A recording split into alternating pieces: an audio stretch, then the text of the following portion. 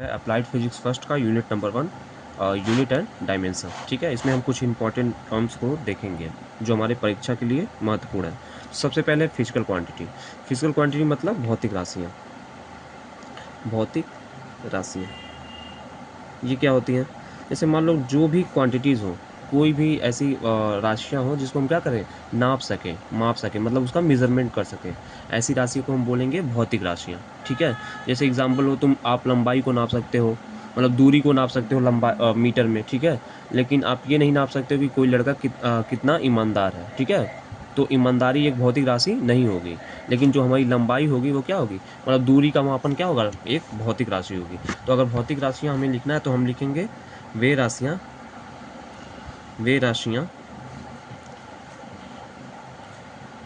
जिन्हें हम क्या कर सकें, जिन्हें हम माप सकें, या जिनका हम मेजरमेंट कर सकें, उसे हम कहेंगे भौतिक राशियाँ। भौतिक राशियाँ कहते हैं। ठीक है, मतलब जिसका हम क्या करें, मेजरमेंट कर सकें। अब देखो मात्रक क्या होते हैं। मात्रक यानी यूनिट्स। अब देखो ये जो फिजिकल क्वांटिटीज़ है ना, ये फिजिकल क्वांटिटी, इनको क्या होते हैं, जिन भी हम क्या करते हैं, टर्म्स में हम क्या करते हैं, मापते हैं। जैसे लंबाई को हम किस में मापते हैं, मीटर में। ठीक है, तो ये क्या हो गया, उसका मात्रक हो गया। मतलब हम क्या करें, इन जो भी फिजिकल क्वांटिटीज़ हैं वो जिनमें नापी जाएंगी, मतलब जिस भी मापक पदों में क्या करें, मापी जा सके, उन्हें मात्रक कहते हैं।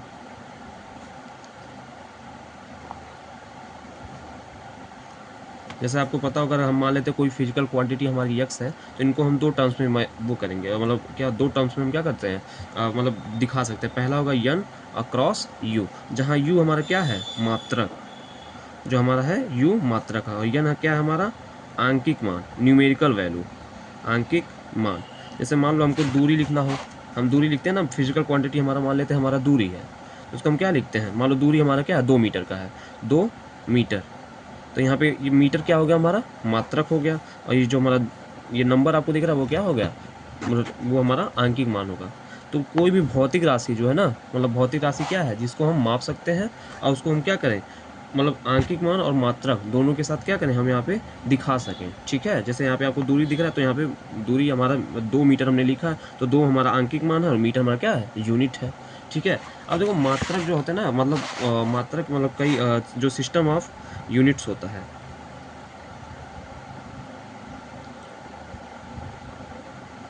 सिस्टम ऑफ यूनिट्स, मतलब मात्रक की प्रणालियाँ, ये आपको जाननी चाहिए। अब ये देखो ये कितने प्रकार की होती हैं, ये हमारी टोटली जो जो होती हैं वो हमारी 4 प्रकार की होती है। पहला होता है हमारा MKS, दूसरा होता है हमारा CGS, तीसरा होता है हमारा FPS, और चौथा जो होता है हमारा SI। ठीक है, अब वन बाई वन हम इसको देखेंगे। MKS में क्या होता है कि जो हमारा मास है, जब मतलब जो हमारा मतलब जो हमारा लंबाई है, ठीक है, लंबाई है, उसको हम क्या किस में नापेंगे, मीटर में, मीटर, किलोग्राम, और ये सेकेंड।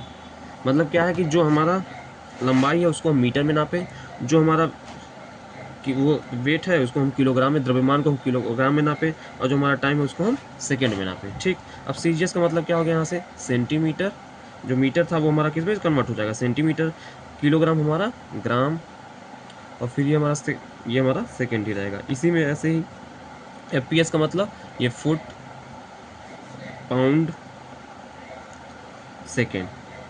ठीक है, देखो पहले ये 3 प्रणालियाँ हमारी चलती थी। ठीक है, जैसे 1950 के पहले इंडिया में भी क्या होता था, फुट वगैरह चलता था। जैसे अभी भी आप सुनते होगे कि इतने पाउंड का केक दे दीजिए। ठीक है, मतलब केक वगैरह को हम जब भी देखते हैं तो उस पाउंड में ही चलता है। ठीक है, तो ऐसा हुआ ना, जैसे हम देखो यहाँ पे MKS है, CGS है, FPS है, तो तीनों अलग अलग प्रणालियाँ हुई।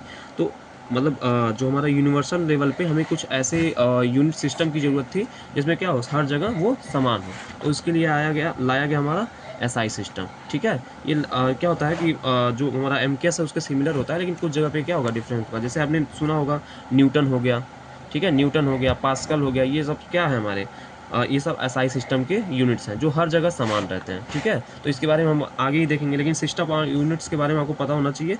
ये हमारे 4 टाइप के होते हैं, एमकेएस, ईजीएस, एफपीएस और एसआई। ठीक है, अब देखो इसके बाद आते हैं हमारा जो फंडामेंटल क्वांटिटीज़ होती हैं और डिराइव्ड क्वांटिटीज़ होती हैं उस पर।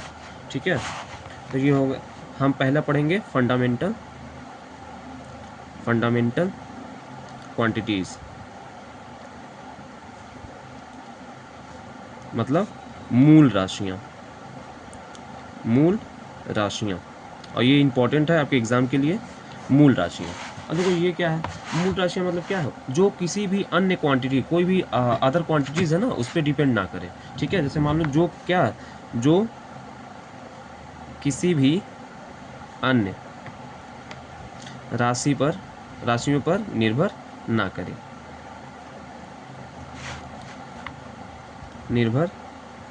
करे,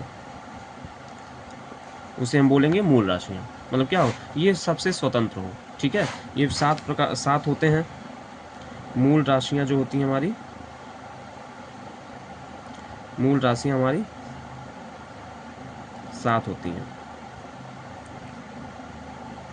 ठीक है, जैसे मान लो यहाँ पे पहला हो गया हमारा, यहाँ पे हम लिख देते हैं मूल राशियाँ, और यहाँ पे उनके मात्रक, मतलब मूल मात्रक। ठीक है, मतलब देखो मूल मात्रक भी वही है। फंडामेंटल यूनिट्स क्या है कि जो हमारे फंडामेंटल क्वांटिटीज़ होंगी उनके मात्रक को हम क्या बोलेंगे, मूल मात्रक, यानी फंडामेंटल यूनिट्स भी बोलेंगे। ठीक है, तो हम जो 7 मूल राशियाँ उनको 1 बाय 1 लिखेंगे और उनके मात्रक को भी लिखेंगे। ठीक है, देखो पहला होता है हमारा द्रव्यमान। अब द्रव्यमान है तो इसको हम किस में नापेंगे, किलोग्राम में। ठीक है, दूसरा होता है हमारा लंबाई, लेंथ, इसको हम नापेंगे मीटर में।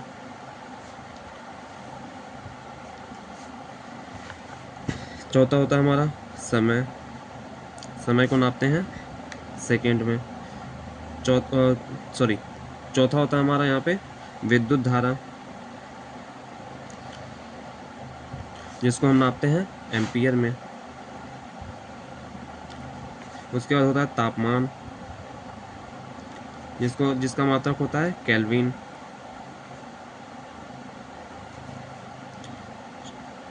ज्योति तीव्रता, जिसका मात्रक होता है कैंडेला। उसके बाद होता है पदार्थ की मात्रा, जिसका हमारा होता है यूनिट मोल। तो ये 7 फंडामेंटल क्वांटिटीज़ हैं और उनकी क्या है, मात्रक है। और ये एग्ज़ाम में अक्सर करके पूछे जाते हैं कि कौन, मतलब 1 नंबर मार्क्स में, कि इसमें से मूल राशियां हैं या फिर मूल मात्रक हैं। ठीक है, या फिर किसी राशि का जो हमारा मूल मात्रक है वो क्या होता है। तो मूल राशियाँ वो राशियाँ होती हैं जो क्या है, किसी भी अन्य राशि पर निर्भर ना करें, ये पूर्णतः क्या हो, स्वतंत्र हो।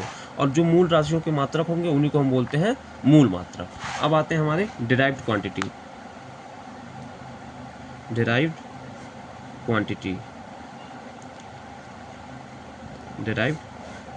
अब देखो ये क्या है, मतलब जैसे अभी अपने फंडामेंटल पढ़ा, जो किसी अन्य क्या है, अन्य क्वांटिटीज़ पे निर्भर ना करें। जो हमारी डिराइव्ड क्वांटिटी होती है ना, डिराइव्ड क्वांटिटी क्या होती है, ये हमारे जो हमारी मूल राशियाँ ना, उन्हीं से क्या की जाती है, प्राप्त की जाती है। तो हम ये लिख सकते हैं कि वे राशियाँ जो मूल राशियों की सहायता से क्या करें, व्युत्पन्न की जाए, मूल राशियों की सहायता से व्युत्पन्न की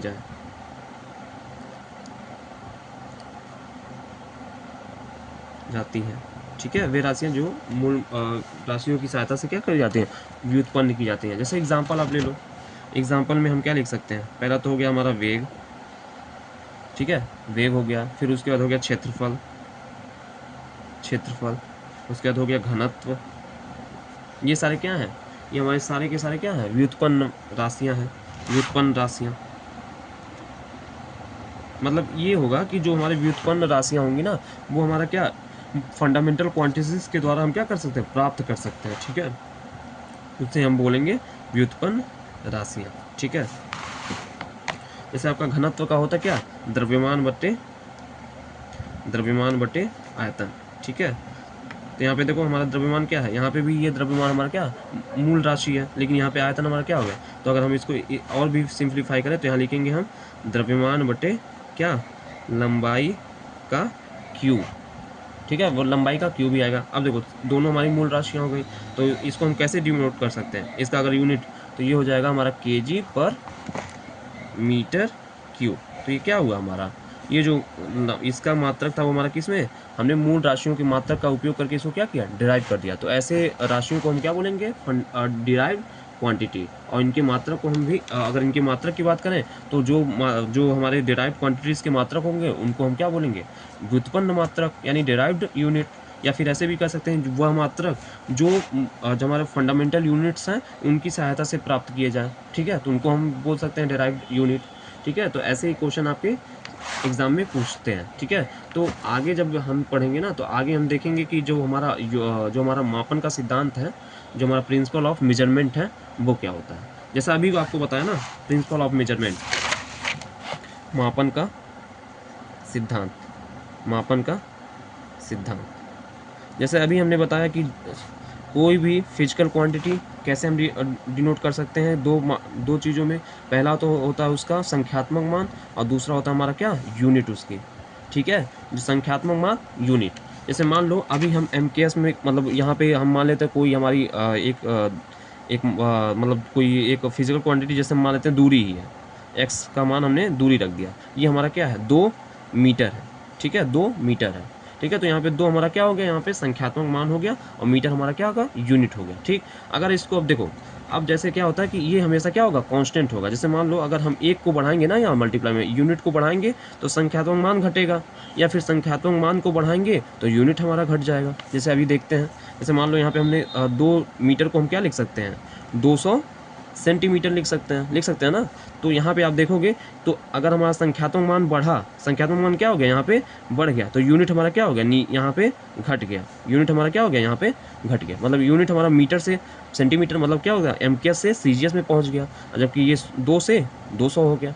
ठीक है, तो मतलब ये जो होती है ना, ये हमारा हमेशा कांस्टेंट रहेगा। मतलब क्या है कि कोई भी हमारा भौतिक राशि होगी उसको हम क्या 2 चीज़ों से डिनोट कर देते हैं। पहला उसका होता है न्यूमेरिकल वैल्यू, संख्यात्मक मान, दूसरा होता है हमारा यूनिट यानी मात्रा। तो जैसे यहाँ पे हमने 2 मीटर लिखा था, अब देखो 2 मीटर बराबर 200 सेंटीमीटर होता है, तो यहाँ 2 हमारा किस में बढ़ गया ना।